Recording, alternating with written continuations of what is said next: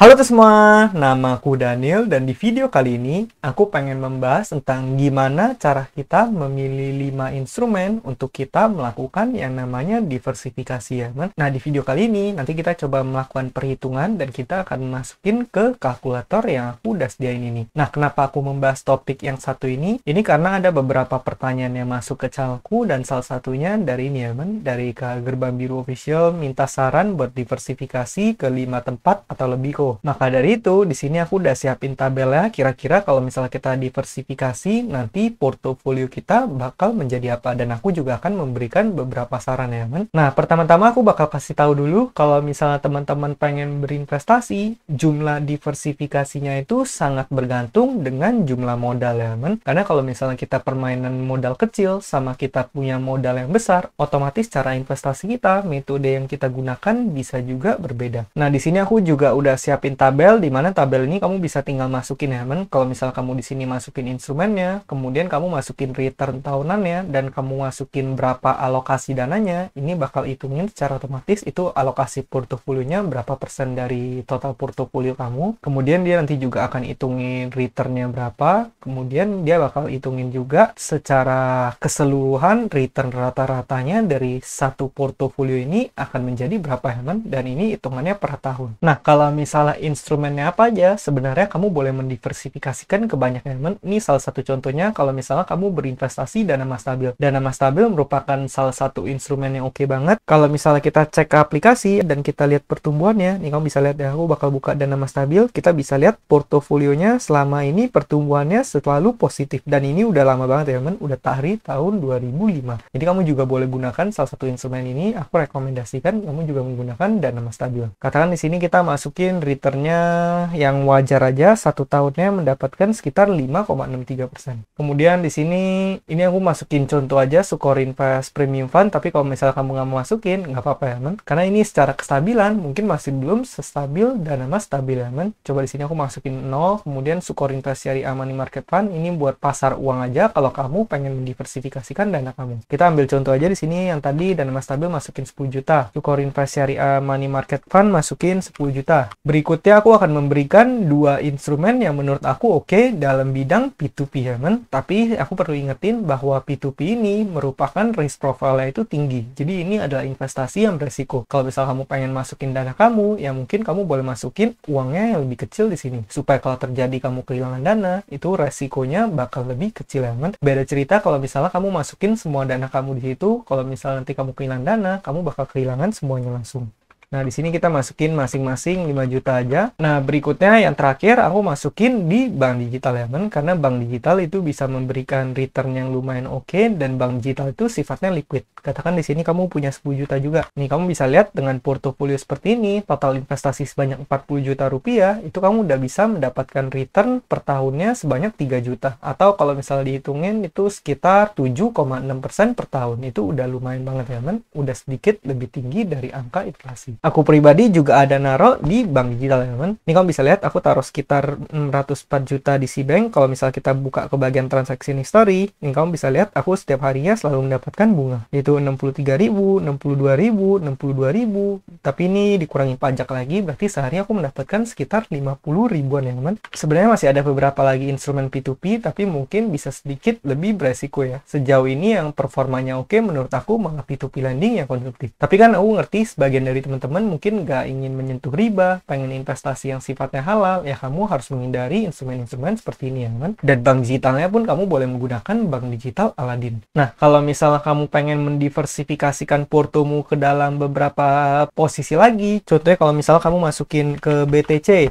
atau misalnya kamu masukin ke saham BBCA. Nah, itu juga boleh ya, kan? Tapi seperti yang kamu ketahui, instrumen-instrumen seperti ini dia punya volatilitas tinggi, yang artinya dia itu secara naik turun itu dia bakal lebih agresif ya, kan? Beda sama instrumen-instrumen yang tadi aku sebut, rata-rata itu instrumennya sifatnya fix. Kalau BTC sama saham, cryptocurrency sama saham, dia ada volatilitas dan kenaikannya itu bisa jadi nggak stabil. Jadi kalau misalnya kamu pengen investasi di instrumen yang seperti ini, kamu harus taruh di posisi yang lebih panjang. Contohnya kamu taruh 5 tahun, tahun, taruh 10 tahun. Jadi kalau misal kamu punya dana, katakan dana kamu 100 juta nih, yang udah bener-bener dingin itu di angka 30 juta. Ya udah, kamu masukin 30 jutanya boleh ke instrumen-instrumen yang seperti ini. Tapi kalau misalnya yang dana tersebut kamu kira-kira belum bisa kunci dalam waktu yang lama, itu baru kamu gunakan instrumen-instrumen lain yang jangkanya lebih pendek. Kalau misalnya dana Mas Stabil ini, aku rasa jangka pendek juga nggak masalah. Investasi di bawah 3 tahun masih nggak apa-apa ya, men. Kalau misalnya yang seperti Sukor Invest Premium Fund atau SSSF, Sukor Investable Fund, nah itu juga menurut aku di bawah 3 tahun masih oke. Tapi kalau misalnya reksadana obligasi yang lebih ada volatilitasnya, paling nggak itu minimal 3 tahun. Kalau misalnya instrumen-instrumen seperti Neobank atau misalnya katakan di sini Cbank atau bank digital lainnya, itu sifatnya lebih fleksibel ya, men. Ini investasinya benar-benar liquid banget dan bebas. Kamu mau taruhnya berapa lama, mau taruh selama seminggu juga nggak masalah ya, men. Karena bunganya benar-benar dihitung harian dan kamu bisa tarik kapanpun. Nah, di sini kalau misalnya kita contoh, kita masukin BTC 10 juta, kemudian di saham BBCA juga 10 juta. Katakan BTC bisa menghasilkan 20% aja per tahun. Kalau misal saham BBCA atau BBRI, katakan kita ambil yang konservatif aja 12% per tahun. Nah, di sini rumusnya masih ada yang salah, aku edit dulu sedikit.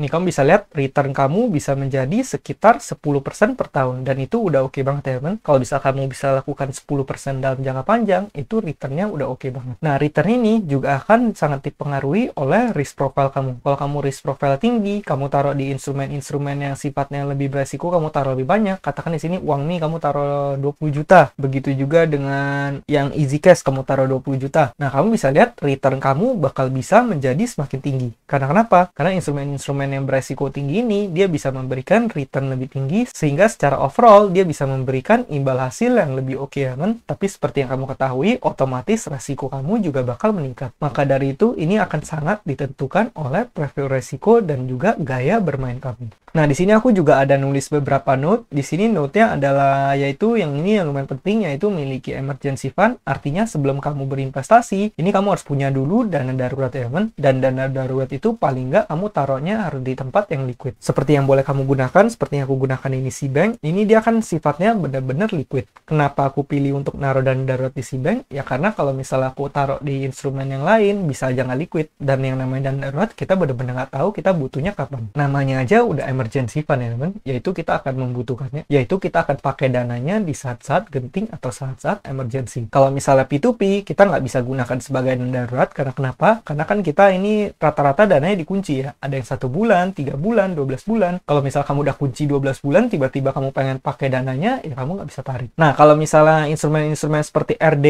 ini juga masih bisa, karena dia sebenarnya bisa ditarik dan setor kapanpun. Cuman salah satu kelemahannya adalah kalau misal kamu narik, kamu nggak bakal bisa langsung dapetin dana kamu. Kecuali itu pencairan instan, tapi itu pun cuma beberapa reksadana yang ada. Namun kebanyakan pasti nggak bisa ya, men. Jadi paling nggak kamu butuh terakhir saat aku melakukan penarikan, itu habis sekitar ada yang 3 hari, ada yang 4 hari. Bayangin kalau misalnya kamu lagi butuh dana, dan dana darurat ini, kamu butuhnya katakan kamu ada suatu keperluan di Jumat malam. Kalau misalnya di hari Jumat malam kamu order untuk melakukan penjualan reksadana, apa yang terjadi? Yang terjadi adalah reksadana penjualannya itu bakal diproses di hari kerja berikutnya. Sabtu Minggu kan libur, jadi reksadana nggak diproses. Maka dia akan mulai proses di hari Senin. Jadi Senin pagi dana kamu baru mulai diproses. Dan apa yang terjadi? Dana kamu bakal baru cairnya itu dalam 3 hari. Katakan itu Selasa, Rabu, atau Kamis. Nah, kalau misalnya dana kamu cair Rabu atau Kamis, sedangkan kamu tariknya udah hari Jumat, itu artinya kamu butuh sampai sekitar 1 minggu. Dan itu pun kadang ada reksadana yang bisa sampai 1 minggu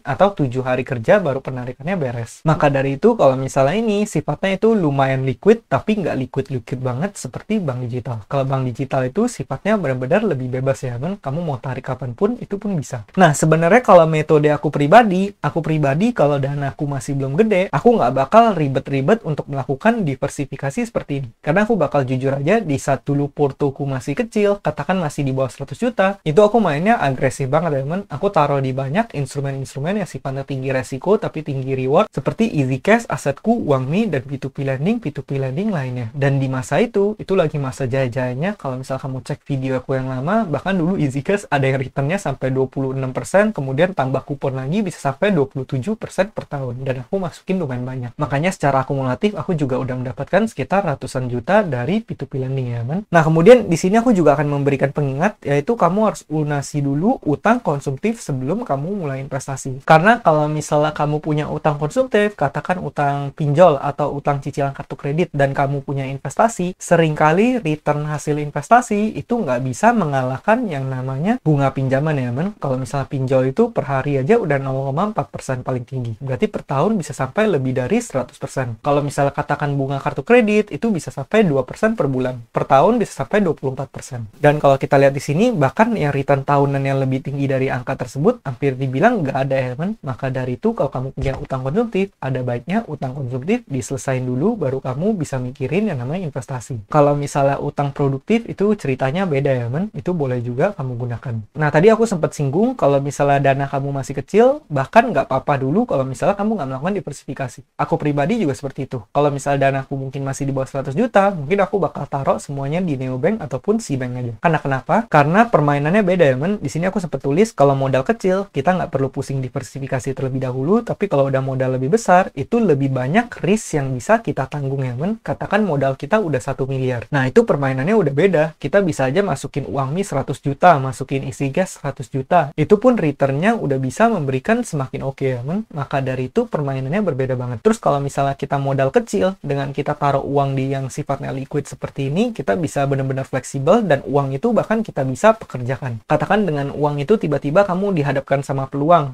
di mana kamu bisa beli suatu barang, kemudian kamu bisa ngeflip barang tersebut, kamu langsung jual lagi. Kamu katakan beli barang tersebut harga 10 juta, kamu jual 15 juta. Mungkin kamu beli motor bekas atau apa yang kemudian kamu bisa jual lagi dengan harga yang lebih oke. Nah, itu aja kamu bisa langsung profit ya, teman. Katakan gampang aja kamu misalnya beli 10 juta, kamu jual 13 juta. Itu kamu udah profit 30%. Instead of kamu nunggu 1 tahun di mana returnnya bahkan mungkin lebih rendah dari angka tersebut. Nah, kalau misalnya kita punya uang di tempat yang liquid seperti ini, kita bisa dengan mudah melakukan hal-hal seperti itu ya, teman. Hal seperti itu bisa dibilang itu active income, tapi itu bisa meningkatkan income kita juga. Atau misalnya uangnya sesimpel kamu gunakan dulu untuk investasi ke diri sendiri, kamu beli kelas supaya kamu ningkatin skill kamu, ningkatin ilmu kamu, sehingga kamu bisa mendapatkan lebih banyak uang, itu juga boleh. Kalau misalnya kamu udah seperti itu, otomatis nanti kamu bisa meningkatkan income kamu, sehingga uang yang bisa kamu invest itu akan semakin besar. Kalau udah itu udah semakin besar, ya modal kamu udah semakin banyak, jadi permainannya udah berbeda. Maka dari itu kalau misalnya uang kita belum banyak, kita harus mainnya sedikit lebih agresif terlebih dahulu. Dan kita mungkin nggak perlu ribet-ribet untuk ngatur diversifikasi yang banyak dulu ya kan. Karena kalau kita pecah-pecah dana kita, itu pun sebenarnya nggak bakal gitu ngefek banyak. Berbeda kalau misalnya kita dananya udah gede, kan kita pengen preserve wealth. Jadi permainannya udah berbeda antara kita pengen mencapai wealth sama mempreserve wealth ya kan. Nah kemudian dalam mendiversifikasi, kamu juga boleh memanfaatkan promo. Seperti yang kita ketahui ini Makmur dia ada promo lagi ya kan. Kalau misalnya kita cek, ini kita sebenarnya kena prank. Aku kira di bulan lalu itu dia bilang udah promo terakhir. Ternyata di bulan ini dia ada promo lagi ya kan. Walaupun mungkin secara bonus emang berkurang sih. Kalau misalnya yang dulu-dulu itu dia memberikan bonus 3%, tapi sekarang bonusnya hanya 2% ya kan. Yaitu promo Noteworthy November. Kamu juga boleh manfaatin ini bisa mendapatkan bonus hingga 2%. Dan reksadananya ada banyak pilihan. Nih kamu bisa baca salah satu, kamu bisa bukain salah satu di sini. Cuman kalau misalnya kamu pengen yang pertumbuhannya lebih stabil, aku udah pilihin 3, yaitu Sukor Invest Premium Fund. Ini kamu bisa lihat grafik pertumbuhannya seperti ini, lebih stabil. Kemudian Salana pendapatan tetap premium, ini juga lumayan stabil. Dan ini yang terakhir Trimega Fixed Income Plan. Tapi kalau ini dia kalau nggak salah ada pembagian dividen ya teman, kamu bisa lihat. Dan kalau misal kamu investasi di sini, kamu bisa lihat returnnya di sini, nanti kamu bisa tambahin lagi dengan bonus 2%-nya ya teman. Katakan di sini kamu dapat 5,82. Kalau kamu dapat bonus 2% dari promo ini, ya udah kamu dapatnya 7,82. Kalau ini kamu bisa mendapatkan, kamu bisa lihat 4,61, kalau tambah 2% jadi 6,61%. Yang ini menjadi 6,79%. Jadi seperti itu ya teman. Jadi kamu juga boleh menggunakan reksadana tersebut. Kalau misal kamu pengen yang lebih aman, kamu juga boleh taruh di SBN. SBN itu ada banyak tipenya, ada SBR, ada ORI, ada FR. Kamu boleh cek aja di aplikasi seperti Bibit. Nah, itu juga investasi yang aman, tapi biasa mungkin returnnya lebih terbatas ya teman. Mungkin 5%, 6%, 7%, dan sebagainya. Dan secara resiko itu bisa dibilang low, karena kenapa? Karena SBN ini dijamin pemerintah ya teman. Nah, jadi kira-kira gitu ya teman, 5 instrumen yang bisa kamu gunakan untuk mendiversifikasi portofolio kamu. Sebenarnya masih ada beberapa instrumen lagi, tapi mungkin nanti aku bakal bahas aja di video-video berikutnya supaya video kali ini nggak kepanjangan ya. Tapi semoga video ini bisa menjawab pertanyaan dari Kak Gerbang Biru. Jadi kalau misal kamu pengen melakukan diversifikasi, kamu boleh mengconsider beberapa instrumen yang aku tadi sebutkan dapatkan. Jadi di video berikutnya aku bakal sebut beberapa instrumen lagi yang boleh juga kamu gunakan ya teman. Nah kalau misal kamu pengen cek cara investasinya, kamu boleh cek videoku yang lainnya. Nah mungkin sekian aja videoku pada kali ini. Semoga video ini bermanfaat, dan akhir kata jangan lupa untuk selalu invest in yourself. Sampai jumpa di video berikutnya. Bye!